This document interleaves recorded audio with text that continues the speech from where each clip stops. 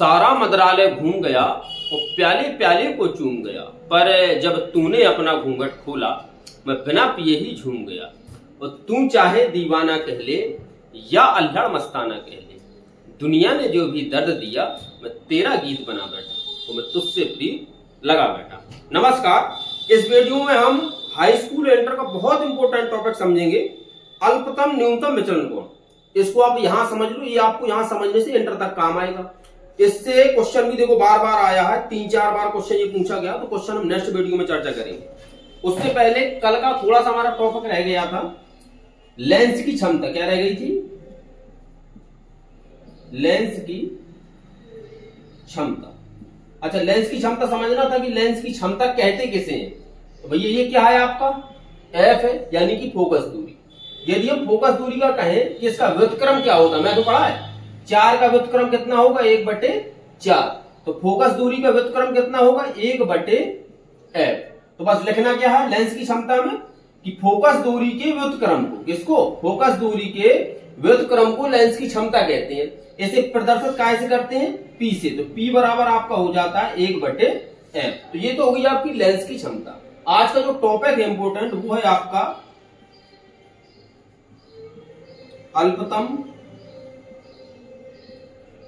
न्यूनतम विचलन कोण। विचलन कोण तो आप समझ चुके हैं कि भाई आपतत किरण और निर्गत किरण के बीच में जो कोण बनता है वही आपका विचलन कोण होता है। ये तो हमने पहले समझा दिया था। अब न्यूनतम विचलन कोण समझना, तो सबसे पहले न्यूनतम का मतलब क्या होता है? छोटा। क्या होता है? छोटा। तो मतलब विचलन कोण का बहुत छोटा मान, वही क्या कहलाता है? आपका अल्पतम न्यूनतम विचलन कोण। यदि क्वेश्चन आ गया तो आपको परिभाषा लिखनी है, तो इसमें ये तो लिखेंगे नहीं कि प्रिज्म में एक विशेष आपतन कोण के लिए न्यूनतम कोण का मान, विचलन कोण का मान बहुत न्यूनतम होता है, उसे ही न्यूनतम विचलन कोण कहते हैं। इससे काम नहीं चलेगा। इसमें क्या करना है आपको? एक ग्राफ बनाना है सबसे पहले। ठीक है, ये हमने एक ग्राफ बना लिया है। यहां पर गिनती रखो थोड़ा सा। यहां यदि हम 10 माने, यहां 20, ये 30, ये 40, ये 50, ऐसी इसमें करो 10, 20, 30, 40 और 50। एक हम आकृति बनाते हैं। लहरा तो बहुत समस्या हो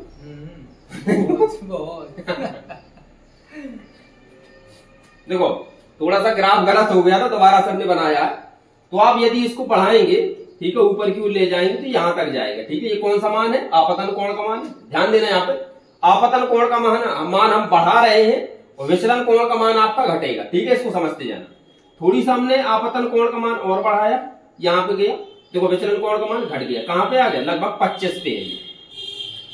फिर हमने आपतन कोण का मान आगे किया, बढ़ाया, आपतन कोण का मान बढ़ते जा रहे हैं ना। आपका विचलन कोण का मान कहां पे आ गया? 20 का, और घटा। हमने और बढ़ाया, 20 पे ले गए, और घट गया 18 पे आ गया। हमने और बढ़ाया, इसको कहां ले गए? 22 पे, और घटा, ये लगभग कहां पे आ गया? ये देखो, ये आ गया लगभग 15 पे। कितने पे आ गया? 15 पे। हम समझेगा यहां से यहां तक आया। अब देखो थोड़ा सा और समझना, यदि हम और बढ़ाएंगे तो क्या होगा? बढ़ने लगेगा। और बढ़ाओ थोड़ा सा, और बढ़ेगा। लेकिन एक स्थिति हमने देखी कि यहां पे एक स्थिति ऐसी उत्पन्न हो गई जहां पे विचलन कोण का मान कैसा था? प्रिज्म के लिए न्यूनतम था। कैसा था? न्यूनतम था। तो प्रिज्म में एक विशेष आपतन कोण के लिए विचलन कोण का मान न्यूनतम होता है, इसे अल्पतम न्यूनतम विचलन कोण कहते हैं। सबसे पहले तो आपको ये लिखना है। अब इसके बाद आप ये ग्राफ बनाएंगे और उसके नीचे क्या लिखेंगे? ये भाई 3 नंबर क्वेश्चन आता, ध्यान देना।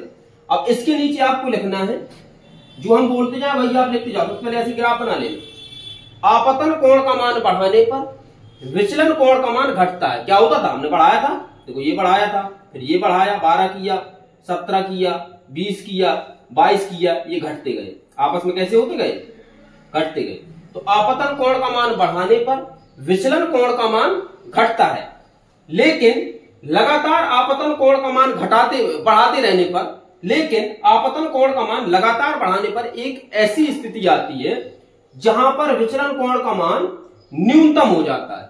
जहां पर विचलन कोण का मान न्यूनतम हो जाता है, इसी अवस्था को अल्पतम न्यूनतम विचलन कोण कहते हैं, जिसे कोष्ठक में लिख दो, जिसे ये होता है भैया डेल का चिन्ह, जिसे डेल एम से प्रदर्शित करते हैं। थोड़ा और आगे लिखना है, क्योंकि इस अवस्था के पश्चात आपतन कोण का मान बढ़ाने पर विचलन कोण का मान भी बढ़ने लगता है। ठीक है, इतना लिख दिया आपने। इसे काय से प्रदर्शित करते हैं भैया? डेल एम से। अब इसका एक सूत्र होता है, यदि आपको क्वेश्चन में अपवर्तनांक का मान दे देगा, यानी कि म्यू का मान दे देगा, ठीक है। अब म्यू के बाद आपको थोड़ा सा साइन का मान भी दे देगा, या कह देगा कि प्रिज्म का कोण बताओ, यदि साइन इसका मान इतना है तो साइन का मान दे दिया, तो आपको प्रिज्म का कोण निकालना है। तो इसका मतलब क्या होगा कि डेल एम का ही आपको मान निकालना है। तो इसके लिए एक सूत्र होता है अपवर्तनांक, यानी कि म्यू बराबर sine A plus del M by 2 बटे साइन ए बाई 2। ए का मान क्या है आपका? ए क्या है? ये थीटा है। क्या है? थीटा है, ठीक है। ये भी एक थीटा है, ये भी एक थीटा है। ये प्रिज्म का कोण है, जिसे हम कहते हैं अल्पतम न्यूनतम विचलन कोण। इससे ज्यादातर भैया क्वेश्चन आते हैं, तो ये क्वेश्चन हम नेक्स्ट वीडियो में कंप्लीट करेंगे। क्वेश्चन थोड़ा सा बड़ा हो जाएगा, ठीक है, 2 क्वेश्चन बताएंगे।